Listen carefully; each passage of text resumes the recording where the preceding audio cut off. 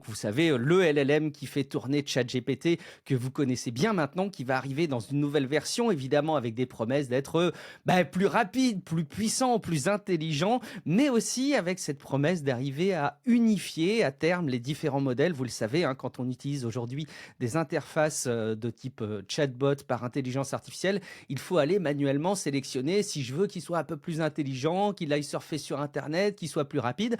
A priori, GPT-5 arriverait à faire tout ça intelligemment pour nous sans qu'on ait à se prendre la tête. Il y aura évidemment l'intégration du raisonnement avancé de type O3 pour, on espère, des usages plus fluides et plus diversifiés. Mais en fait, c'est marrant de se rendre compte que le cœur de l'info sur l'IA, c'est pas forcément les nouveaux modèles, c'est plutôt qu'est-ce qu'ils vont faire de vraiment nouveau et quelle est la manière dont on va les exploiter de manière différente par rapport à avant. Et OpenAI a lancé un peu plus officiellement ChatGPT Agent.